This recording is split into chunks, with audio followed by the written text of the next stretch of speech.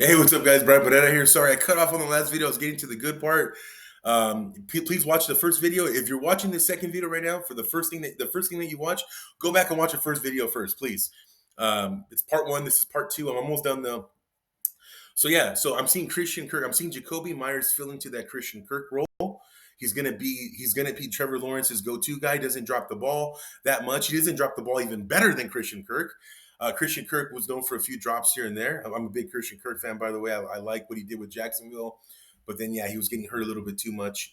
But yeah, Jakobi Meyers, though, I see him doing some really, really good stuff with Trevor Lawrence. He's done really good stuff without consistent quarterback play.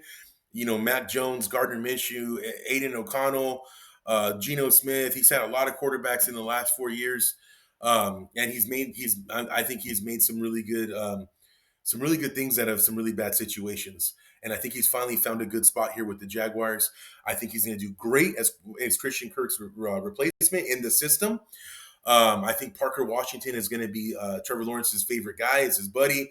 I think he's going to take Zay Jones's role. You saw that Zay Jones and Trevor Lawrence role in 2022, where they were pretty cool. They were pretty close, and he just always found Zay Jones. And look at his yards, 823 yards. I don't think Zay's done anything close to that with any other team that he's played with. And I think that Parker Washington is going to play that role, that slot wide receiver role for him. Here's the crazy part though. Marvin Jones Jr. He started off really hot with the Jaguars in 2022. Then he kind of became a specialty guy. Fade route, out routes, whatever you want to call him, vertical threat, a couple touchdowns here and there, which he got three. But Marvin Jones, that's what he became. And I think he got a couple touchdown passes from the Jags that year in the playoffs. But this is the role where I see Brian Thomas Jr. tearing it up. Marvin Jones Jr., when he joined the Jags, he was at the later stages of his career. Um, I think Brian Thomas Jr. is going to thrive in that role. I think he's going to catch about 5 to 6 balls a game. I think he's going to get some big plays. I really do. I think he's going to get some big plays, but most importantly, I think he's going to get touchdowns. If you notice BTJ, man, he's a toe tapper. He's an awareness guy. He's an over the shoulder guy. Like he catches those tough passes. Not in traffic. We've seen what happens in traffic.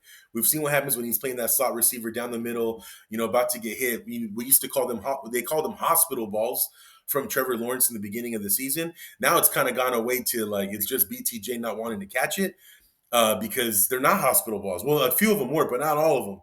He throws him the ball, and you see some other wide receivers, the big dogs, the well-known names. They'll catch it in the middle, and they'll keep going, and they'll learn how to wiggle, or they'll learn how to maneuver their body so that way they don't get cracked in the middle. But they figure it out. Puka is the perfect example of that. Devontae Adams, who plays with him, is a perfect example of that. But that's what these guys do. That they catch those Jamar Chase. That's what these guys do. They catch the ball in the middle, but they find ways of not getting hurt. They know their body. They know awareness. BTJ is not that guy. I think Jakobi Meyers could be that guy. I think he will be that guy for Trevor. He's going to be that workhorse for Trevor, the go-to guy. But I see BTJ, I see him being that Marvin Jones guy. I see him catching 20, 30 yards out. They need a big play, and there he is. He's known to do that, and I think that a lot of the pressure is going to be alleviated from him. I don't think he's going to get all the pressure anymore.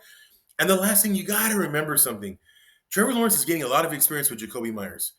A lot of people aren't talking about this, especially Richard Sherman. I love Richard Sherman, but it's kind of funny the way he talks so much trash about Trevor Lawrence, and then he says he doesn't.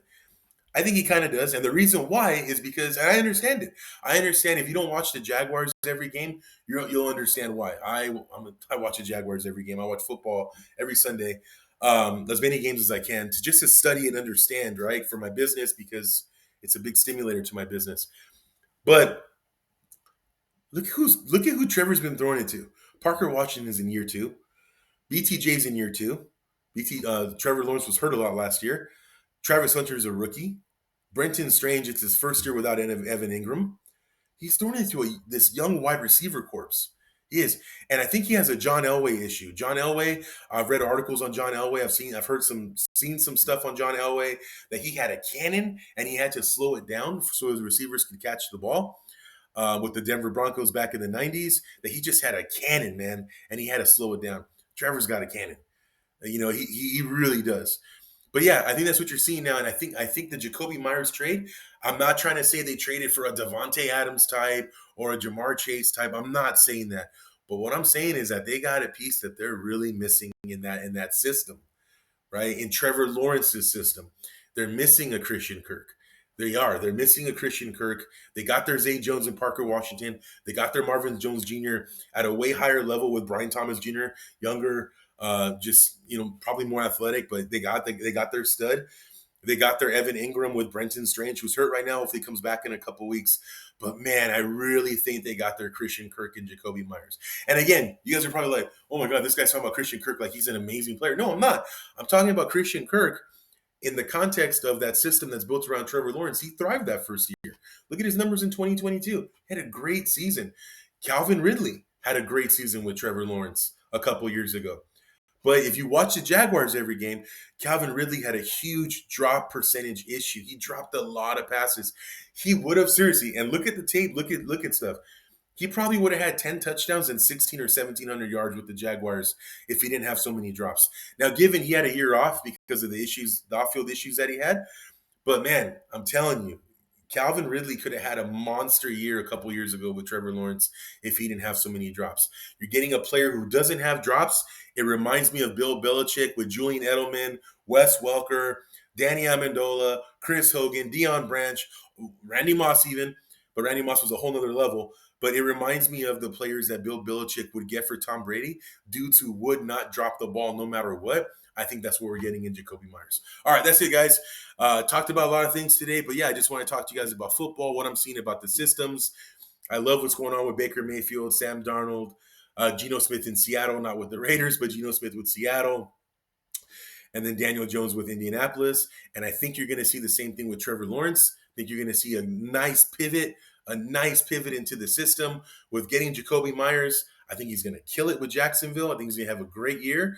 I'm not going to say he's top 5 wide receiver. I'm not going to go that crazy, but I will say top 10, top 15.